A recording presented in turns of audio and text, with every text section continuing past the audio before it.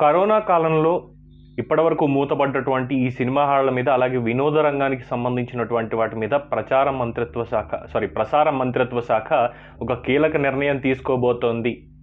ఇప్పటివరకు మూతపడ్డటువంటి సినిమా హాళ్ళు ఏవైతే ఉన్నాయో వాటన్నిటినీ కూడా ఆగస్టు నుంచి మళ్ళీ తెరిపించేలాగా ప్రయత్నాలు చేస్తున్నారు అన్నటువంటి సమాచారం ఒకటి అందుతోంది. అయితే దీనికి సంబంధించి కేంద్ర సమాచార ప్రసార మంత్రిత్వ శాఖ తాజాగా సిఫార్సు చేసిన దాని ప్రకారం కేంద్ర హోంమంత్రిత్వ శాఖ కార్యదర్శి అజయ్ భల్లా తుది నిర్ణయం తీసుకుంటారని ఐబీ కార్యదర్శి అమిత్ ఖరీ సమాచారం అందించడం జరిగింది.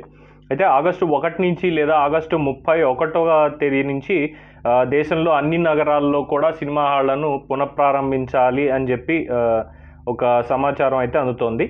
దీనికి సంబంధించి సినిమా హాళ్లలో ఆల్టర్నేట్ సీట్లలో, అంటే ఒక సీటు విడిచి మరొక సీట్లో ప్రేక్షకులను కూర్చోబెట్టేలాగా నిర్ణయించారు. అలాగే థియేటర్ యాజమాన్యాలు కూడా అలాగే అక్కడ చర్యలు తీసుకోవాలి. దానికి సంబంధించినటువంటి చర్యలు, అలాగే అక్కడ కావాల్సినటువంటి ఫెసిలిటీస్ కూడా ఆ విధంగానే చేయాలి అని చెప్పి అక్కడి నుంచి వస్తున్నటువంటి సమాచారం.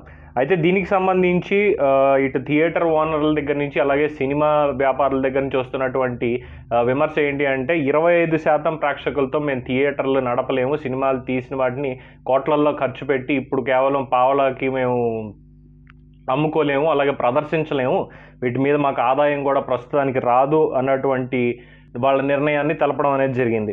అయితే దీని మీద ఇంకా చర్చలు జరుగుతున్నాయి. ప్రస్తుతానికి కరోనా లాక్డౌన్ సందర్భంగా సినిమా హాళ్ళన్నీ మూతపడ్డాయి. ప్రస్తుతానికి ఎప్పుడు ఓపెన్ చేస్తారు అన్నది మాత్రం ఖచ్చితంగా అటు ప్రభుత్వం నిర్ణయం తీసుకోలేదు, ఇటు సినిమా థియేటర్లు వీళ్ళిద్దరూ సయోధ్యతో కూర్చుని మాట్లాడి ఏ విధంగా చేస్తే బాగుంటుంది అన్నటువంటి విషయం తెలిస్తే తప్ప దీనికి ఒక తుది అనేది దొరకదు. అయితే ప్రస్తుతానికి ప్రేక్షకుల నుంచి కూడా, అలాగే ప్రజల సామాన్యుల నుంచి వస్తున్నటువంటి సూచన ఏంటి అంటే ప్రస్తుతం సామాజిక వ్యాప్తి బాగా ఎక్కువైన నేపథ్యంలో ఇప్పుడు సినిమా హాల్స్ తెరవడం అనేది ఒక రకంగా మంచిది కాదు.